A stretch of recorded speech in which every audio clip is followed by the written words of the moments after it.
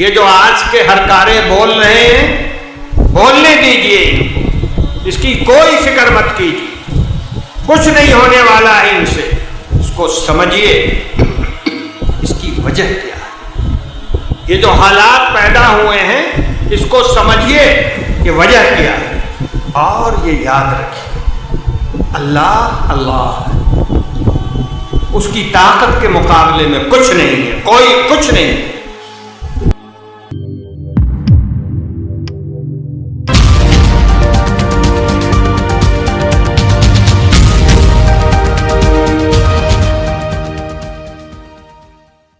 مشکل ہو رہے ہیں اور ہمارے آپ کے لیے مشکل تر ہوتے جائیں گے، یہ میں سمجھتا ہوں۔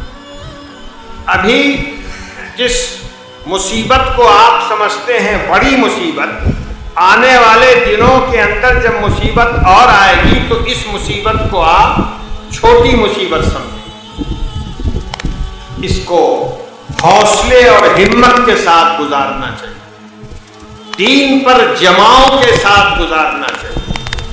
وقت آتا ہے چلا جاتا ہے، گھبرانے کی ضرورت نہیں، پریشان ہونے کی ضرورت نہیں ہے، یاد رکھیے اور اس حقیقت کو دل میں بٹھائیے، اگر ہم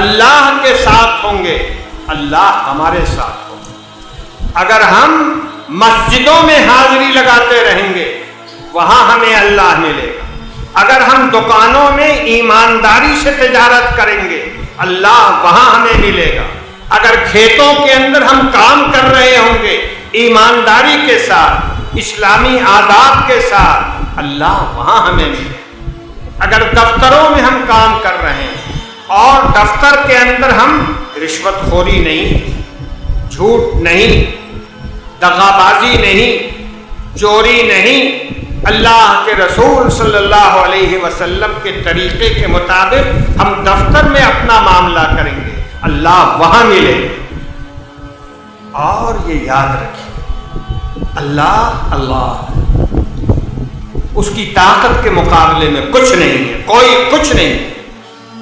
یہ جو آج کے ہرکارے بول رہے ہیں بولنے دیجئے ان کو، اس کی کوئی فکر مت کیجیے، کچھ نہیں ہونے والا ہے ان سے، اس کو سمجھیے اس کی وجہ کیا ہے، یہ جو حالات پیدا ہوئے ہیں اس کو سمجھیے کہ وجہ کیا ہے۔ ہم لوگوں نے سرکار دو عالم صلی اللہ علیہ وسلم کے دامن کو چھوڑ دیا۔ سچی بات یہ ہے کہ ہمارا رشتہ سرکار دو عالم صلی اللہ علیہ وسلم سے کمزور ہو گیا، حالات ایسے آ گئے۔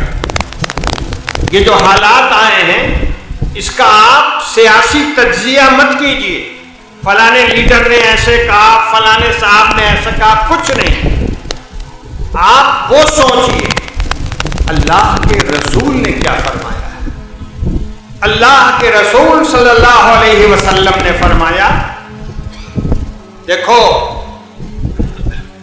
تمہارے اعمال جیسے ہوں گے تمہارے حاکم ویسے ہی ہو، اعمالکم عمالکم، جیسے تمہارے اعمال ویسے تمہارے حاکم، یہ فرمایا گیا۔ اب ذرا سوچئے کیا ہمارے اعمال خراب نہیں ہوئے؟ کیا ہمارا طور طریقہ خراب نہیں ہوا ہے؟ کیا ہماری زندگی اللہ کے رسول کے بتائے طریقے پر چل رہی ہے؟ اگر نہیں چل رہی ہے تو سمجھ لیجئے مصیبت آئی ہے اور آئے گی اور آئے گی، لیکن اگر ہم اللہ کی طرف پلٹیں، اللہ کے رسول کے پیغام کی طرف پلٹیں تو یقین مانیے یہ ساری مصیبتیں دور ہو جائیں۔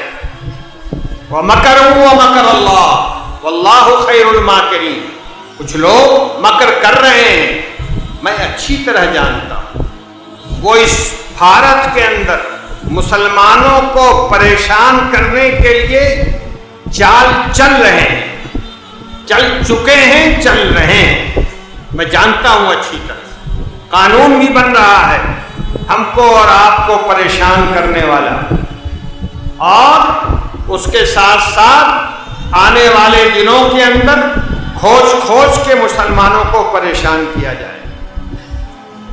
بھلا بتائیے، آسام کے اندر مسلمانوں سے مانگا گیا 1951 کا کاغذ، 1971 کا کاغذ، وہ مسلمان اور اکثر و بیشتر مسلمان گاؤں دیہات میں کام کرنے والے لوگ جن کے پاس تھوڑی سی بھی زمین نہیں ہے، ایک بالش زمین نہیں ہے، وہ کہاں سے کاغذ لائیں گے؟ ان کا حال تو یہ ہے اعلیٰ حضرت کا، ارے اعلیٰ حضرت سمجھتے ہیں نہیں، ایسا نہ ہو کہ بریلی پہنچ جائیں آپ۔ اعلیٰ حضرت کا حال یہ ہے کہ انہوں نے رافیل فوجی جہاز کا جو سودا کیا ہے اس کی فائل تو ان کی الماریوں میں مل نہیں رہی، اور ہم سے پوچھتے ہیں کہ اس زمین کا کاغذ لاؤ جو زمین ہمارے باپ دادا کے پاس کبھی تھی ہی نہیں، کہاں سے آئے گی؟ یہ شیطانی ہے، یہ بےہودگی ہے۔ ہم قانون کے مطابق یہاں کے شہری ہیں، لیکن مختلف طریقے اپنائے جا رہے ہیں پریشان ہونے کے لیے۔ ہم لوگ پریشان ہو رہے ہیں، اس میں دو باتیں یاد رکھیں، آج کے حالات میں دو باتیں یاد رکھیں۔ جو جتنا کاغذ جمع کر سکتا ہے کر لے۔ پہلی بات، اللہ کے رسول نے بتایا اسباب وسائل جمع کرو۔ جو بھی کاغذ جمع کرنے کے لیے کہا جا رہا ہے، آپ کے سمجھ میں آئے تو جمع کیجئے، سمجھ میں نہ آئے تب جمع کیجئے، پہلی بات۔ دوسری بات،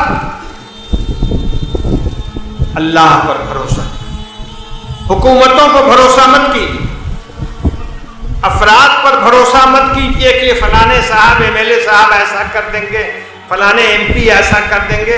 آپ کے پاس کاغذ کا ہتھیار رہنا چاہیے، اور اس کے بعد اپنے اعمال کا جائزہ، اپنے طور طریقے کا جائزہ، اپنے کردار کا جائزہ، اپنے بچوں کے کردار کا جائزہ، اپنے بچوں کی دینداری کی فکر مندی، اپنے گھر میں دین کے لیے درد مندی، یہ پیدا کیجیے۔ یہ پیدا کریں گے تو ساری مصیبتیں ختم ہو جائیں گی۔